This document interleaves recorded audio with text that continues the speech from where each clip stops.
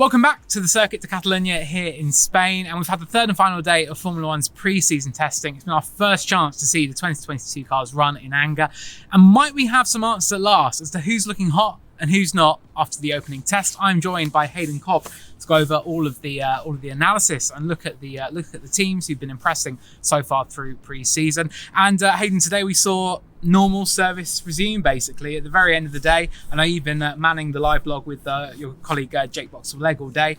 It was Lewis Hamilton who went fastest for Mercedes. Is that business as usual, really? It certainly felt it. It came in late, and of course they did put on the softer tyres, C4 and then the C5, so you'd expect the performance to come. And yes, the picture, just a snapshot of the time shot, certainly looks very familiar, very there, but for the whole test it basically wasn't like that until right at the end. And you can't say that's a fair reflection on how the test has gone, but everyone's still sort of second guessing at this stage anyway. So yeah, there's still plenty to come. It is very much smoke and mirrors. It was Mercedes 1-2 in the end as George Russell's time for the morning. That was good enough to put in P2 overall. And then we have Red Bull in third and fourth place. So it really is basically as it was last year at the very top, but probably not an accurate reflection of how things quite are at the moment. We do know there's a lot to sort of process. There's a lot more for the teams to get through. Lewis Hamilton, he said after the end of testing today, Mercedes had some obstacles they had to get through during this test, that it hadn't been the easiest of tests. So there's plenty more to come from them. Looking at Mercedes and Red Bull in particular, we know how strong they were last year. We know even though they were in this title fight, they put a lot of work and a lot of focus quite early into the 2022 car. As we go into the Bahrain test, are you expecting to see them take another step forward and really show their true colours? Oh, definitely. Like you sort of felt that lots of cards are being held close to the chest for this test. You get the baseline, you sort of get a feel for the car, and that's obviously what the teams were saying themselves anyway. But we'd fully expect sort of certain changes, certain differences, what they've learned from this test as well will certainly help with that to arrive in the Bahrain test, because that was the whole plan of it anyway. There was no point in going hard here and then getting things wrong or right and letting others learn from that. So yeah, you'd certainly expect more to come from not only them but from every team, and obviously some others have got a lot more to do between now and the Bahrain test. Yeah, it's very true, and we're going to get onto them in a little bit. But George Russell, he spoke today, and he's been talking up McLaren quite a little bit. And I asked him, like, sort of any mind games going on here? And he said, well, it's not really mind games. It's just, I'm just saying what I think. Like, they were pretty strong. Lando Norris, he was sat next to him, replied to that and said, well, if we're looking strong and George was faster than me, then what does that make Mercedes? And it's very, very true. But on McLaren, I mean, they were pretty good out of the box. Like, they've not really missed a beat this week, have they? That's right. Yeah, like you say, friendly jousting between the drivers, which is always good to see. Yes. But like, yeah, you're spot on. Fresh out the box on that first day, they suddenly sort of setting the standard, which I don't think many people would have pitched them as to do that. Not that they was going to be behind or anything, but for them to stand out like that was a pleasant surprise, I guess, if you're a McLaren fan. Yes. Now, granted, over the last couple of days, they haven't necessarily missed a beat. They've not sparkled so highly on the timesheets, but again, the times aren't really relevant at this stage. But they're still thereabouts. They're getting incredible mileage. The car looks stable, looks happy, and the drivers seem happy with it at the moment. Obviously, it's a long way to go. But you would think they're very confident with their sort of car and their setup as they're going at the moment as well. They are looking good. And on the friendly jousting, it was a nice moment when the press conference started. They were coming in to take their seats. It was Lando Norris, George Russell and Pierre Gasly. And George and Lando were trying to work out where to sit. And Lando was like, oh, I'll take the seat in the middle because George will probably be there most of the season. Obviously, that's where the pole sitter or the race winner would sit. So there's a nice bit of banter between the two of them.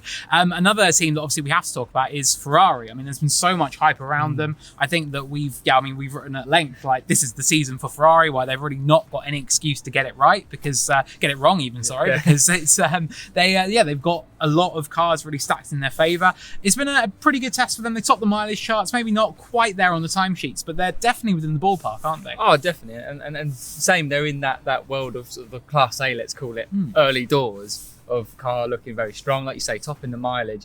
Again, I wouldn't have necessarily picked them as the ones to do that. In previous tests, looking back over the years in Barcelona, they've been there or thereabouts maybe on the mileage, but they've always gone for that lap to sort of show off. You always would see a Ferrari top of the test. And in recent years, that hasn't necessarily translated always as the season goes on. But this time, okay, I think it was day 2 that they may have sort of sparkled a little bit.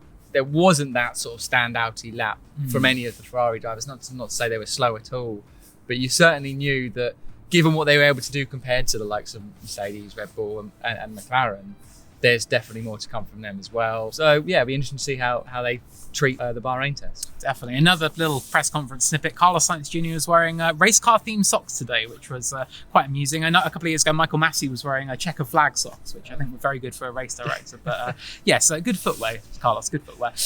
We've talked about who's hot. I think that Class A, yeah, we've got Mercedes, Red Bull, McLaren, Ferrari. They're shaping up pretty well. On the other side of things, though, Haas and Alfa Romeo, it's not been the best of tests for them, has it? No, I mean, we'll start with Haas because obviously they're in the spotlight for multiple reasons. And I do wonder how much that has played into the situation that is developing with the dropping of the title sponsor and Russia ultimately involvement having to sort of be covered over in it, in a not so blunt way of putting it. Obviously today they only sort of put nine laps together. There was a report of sort of a leak found in the car which was relatively early on into the day, and they weren't able to repair it for the entirety of the day, which certainly puts up other questions of more concerns in terms of the reliability side, but in terms of just getting that mileage that you need, really struggled. And Alfa Romeo in a similar sort of position in terms of pure mileage and times in the car, with similar sort of issues as well, sort of here or there, picking up leaks or technical issues that not many of the other teams really struggled with. They were really lagging and they're suffering big time, those two teams in particular. Definitely. And we were discussing in the media centre this porpoising phenomenon we're seeing. How much is that really having an effect on all the internals of the car as well? We're seeing more leaks, more hydraulic failures, things like that. And on hydraulic failures, Alpine, I mean, they saw their day come to a very early end. It was I only saw pictures of Fernando Alonso's car, but all this smoke coming out of the rear of it. The team then reported there'd been a fire at the rear of the car that ruled them out the rest of the day. So I believe they only completed 12 laps. That's today, right. I think. So again, El Plan, not really going to plan, is it? No, they maybe need a plan B or a plan C, let's see. But it was very difficult. And obviously, to put a sort of encapsulation of the day, Aston Martin had, they got a few more laps on the board, but a similar sort of outcome in terms of, big sort of engine problem, failure, you could say, and then the fire. Both Vettel and Alonso, arguably the sort of most experienced drivers on the grid, having to become fire marshals. Fireman Seb made an appearance, which was nice. Not necessarily for him or the team. And like you say, if it is this porpoising or if the internals are really getting rattled around and reliability from a different area that no one anticipated comes into it, that then complicates it for all the teams and where they have to sort of make changes and they may have to sacrifice some performance, at least in the early rounds, until they can figure it all out. But that, you would say, would apply to all of the teams. Granted, Alpine and Aston Martin were the big sort of mechanical failures of today, and obviously a few others probably had similar issues. But that will definitely be the case for all teams because we've seen it pretty much from all the cars. Yeah, definitely. I think McLaren are probably one of the teams that look to be closest to getting on top of the porpoising issue. But for a number of other teams on the grid, it's still going on. I think it is going to be a story that does dominate things sort of as we go into the Bahrain test and the opening few races of the season. So it's definitely something teams need to get a handle of and to get to grips with. But it's definitely an early order starting to shape up. I think we've got an idea of maybe sort of the top half and the bottom half. But as we go into the second test, I mean, who really needs to step it up? I mean, is it Haas and Alfa? Are those the teams who really need to get in some laps? 100% just pure mileage for Alfa and Haas, and certainly Haas over the next coming days and weeks, as we know with their situation with their funding and the general political / world situation. It certainly impacts them more directly than almost any of the other teams. Before we even get to Bahrain, we feel like there's going to be a few bits and pieces to sort out for them, and hope the team can get through it and can find some resolutions, because they've been through similar situations in the past very recently, and it's not, life's not fair obviously, but going through that again and through a very different means is difficult to see for the team and the personnel that are working hard. Like it's not just turn up and see what happens. They've spent, like you say, the whole of last year developing that car. They really put their eggs into this year, and you thought, right, Haas are going to go strong, and it for very different reasons has gone very wrong so far. But on a positive, for a different team, I think a good shout out, at least today, Williams looked very good as well. Incredible mileage, and they were sort of there with those top 4 teams that we'd mentioned. Pace, perhaps, maybe not there. It's difficult to say at this stage, but they had a very, very strong day today as well. Yeah, definitely worth mentioning Williams. And I think that leaves only AlphaTauri, who we've not covered today. Pierre Gasly had a crash in the morning that both he and AlphaTauri's technical director, Jody Eggington, were quite cryptic about what happened. They were like, Jody said that, if he'd been sort of like a few meters one way or another, it wouldn't have been so noticeable. But that brought the day to an early end for the team, didn't it? It really did. Like, it's difficult to know when it's not televised in terms of how the actual crash happened. And I'm sure perhaps we'll see more shots of it in sort of the coming days. But it looked, at least on the still image, fairly innocuous. But that was it. From that red flag that was thrown sort of around midday time, the car wasn't seen again on the track. Poor Yuki Tsunoda didn't get a chance to go out on for the final day. So as a result, they obviously also lost mileage. But we'll sort of see how they recover on that front. Yeah, of course. And I think finally, Hayden's mentioned it a couple of times, sort of the situation with Russia at the moment, how that's impacting Haas as well. But we have our confirmation today that the Russian Grand Prix will not be going ahead. Formula One said it would be impossible to race in Sochi in September. I think it's a decision that all of the F1 drivers who were asked, they fully supported.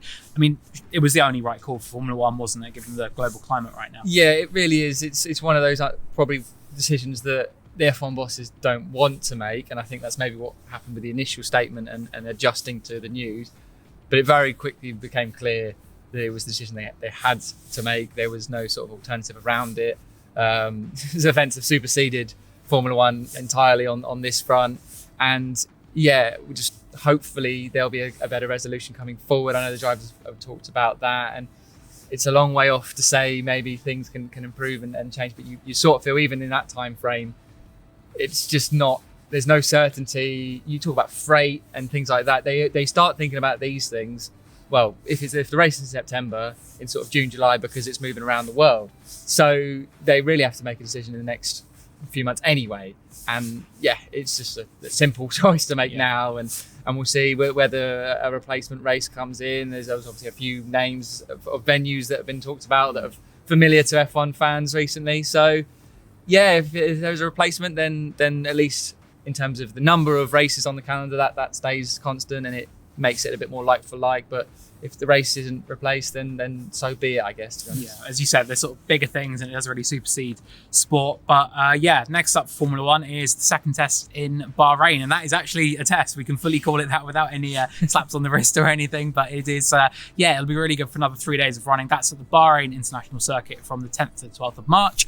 And then we have the Bahrain Grand Prix on March 20th, when finally we can stop all of the sort of smoky mirrors as to who's quickest, who's not, and finally find out who is at the front of the pack for the new 2022 season. Hayden, thank you very much for joining me tonight. It's been a good few days in Barcelona. We've certainly enjoyed ourselves, and we will see you in Bahrain in a couple of weeks.